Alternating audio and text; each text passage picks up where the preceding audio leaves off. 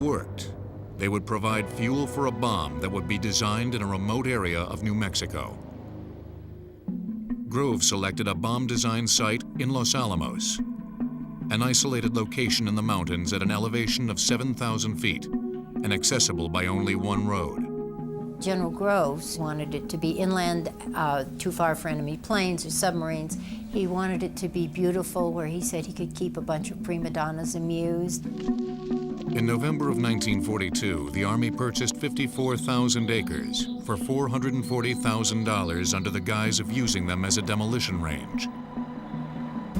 To head up the installation, Groves, an expert judge of men, chose a most unlikely candidate, J. Robert Oppenheimer. A gifted physics professor, Oppenheimer had a reputation for being temperamental, perhaps not suited to a highly stressful assignment. Groves was advised that Oppenheimer would be a disaster. People told him that Oppenheimer couldn't run a hot dog stand. Oppenheimer was a fascinating and complicated man. Fundamentally, he seems to have had some of the qualities of an actor. He was different things to different people. Oppenheimer drew luminaries like Enrico Fermi, Hans Bethe, and Edward Teller to the facility, as well as technicians fresh out of college. Laboratory personnel grew from 250 in 1943 to 2,500 in 1945. There were lots of babies born. General Groves at one point asked Oppenheimer if he couldn't do something about that, and he said he didn't think so. The one place that they had to keep expanding was the maternity ward at the hospital. During the fall of 1942, the theoretical physicists at Los Alamos began the difficult process of trying to determine how much U-235 it would take to make a bomb.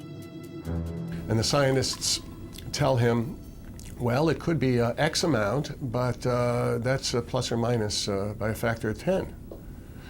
Groves is absolutely staggered. He uses the illustration that, well, you're giving a wedding, and you say it's for 100 people, but maybe 1,000 will turn up, or maybe 10. So how can you make any sort of plans with that range?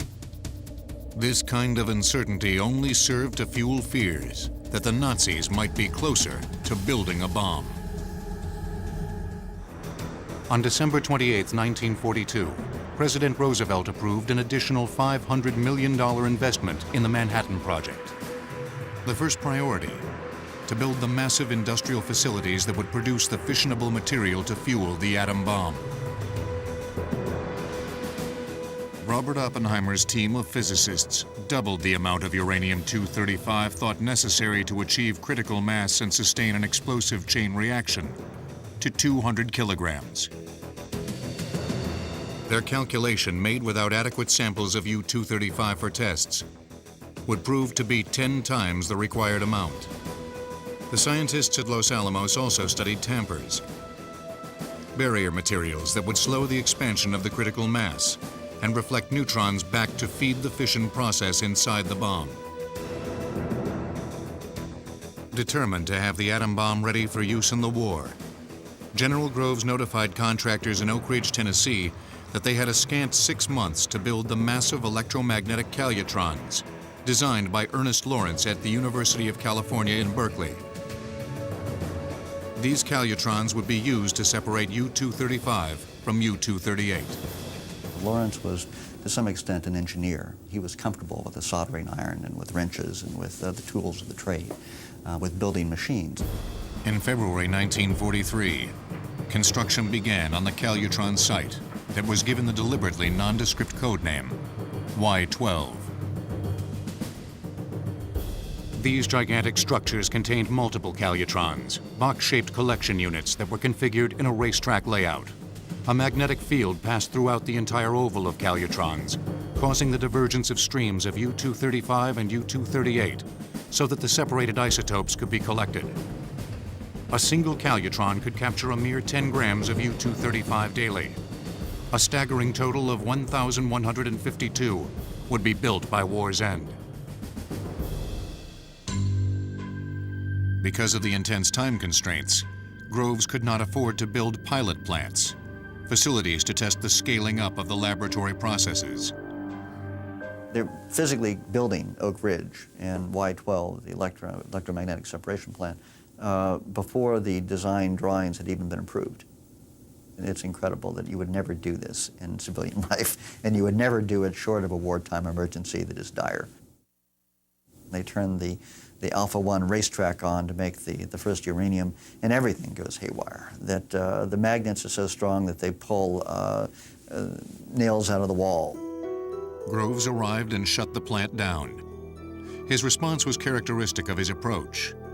Since the racetracks were not operating to capacity, more would have to be built to supply the bombs.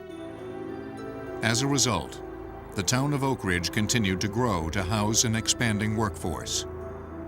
75,000 people would ultimately come to live at the site. Groves used creative means to recruit them. It was hard to get construction workers during the war. His solution was to put out ads saying, "We can't tell you what you'll be doing, but there'll be steak every night on the table." Once hired, workers were instructed to be evasive about what they were doing. If anybody asks you what you make in Oak Ridge, you tell them you're making the lights for the lightning bugs, or that you're making the holes for the donuts. Meanwhile, at Los Alamos, design work was underway on the Gadget, as the test bomb came to be known. The main obstacle was how to quickly assemble two smaller subcritical masses into one larger explosive one. The bomb design that they came up with was a gun design. Inside the bomb, a cannon would fire one piece of radioactive fuel into another at 3,000 feet per second. The pieces would have to come together fast enough to prevent spontaneously emitted neutrons from melting the fuel, causing the bomb to fizzle rather than explode. But the engineering aspects were daunting. It's one thing to say you can shoot a piece of uranium at a second piece, but how do you do it? How fast does it have to go? How do you stop it at the end? How do you keep it together long enough as a mass so that it does go high order and give you an atomic bomb? Oppenheimer led the effort to overcome these obstacles by setting an example for his team at Los Alamos. In the middle of the night, something would be done. In would walk Robert just at the right time to see how it went. He was interested in everything, in the explosives, and the mechanics, and the chemistry, and the bomb itself, of course. And this was what makes a big laboratory of thousands of people working together cohere. Oppenheimer was living on coffee and martinis and cigarettes. Groves was eating Whitman chocolate samplers and sleeping soundly, whereas Oppenheimer was anguished. You know, they were just so different. But they seemed to be able to mesh, and they certainly had a common goal. And this common goal was about to reach a new level. As scientists refined the design of the Gadget, a new man-made element, plutonium, was gaining favor as a possible fuel. Identified in 1941, plutonium was almost twice as likely to undergo fission as uranium-235 and could be produced on a large scale by irradiating uranium in nuclear reactors.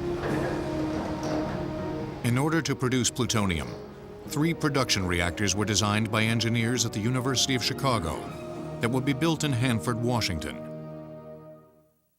Groves initiated the construction at Hanford on August 27, 1943, with a labor force that had been recruited to the area. Numbers as high as 60,000 construction workers living in tents out on the Hanford Reservation.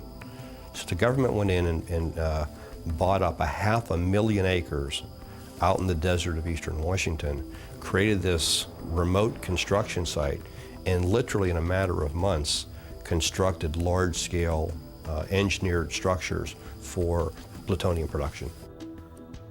But Groves was not content to rely on just 2 approaches, Y-12 and Hanford, to produce the weapons-grade fuel for the bomb. By September 1943, he had begun construction on a third, K-25, a gigantic gaseous diffusion plant at Oak Ridge. In the diffusion process, a gaseous compound, uranium hexafluoride, passes through a cascade of barriers, each one giving a slight enrichment of the lighter isotope U-235. The difficulty lay in finding a barrier that would not be degraded by the very corrosive gas. Scientists and engineers were not able to manufacture a satisfactory barrier until a year after site construction began on K-25.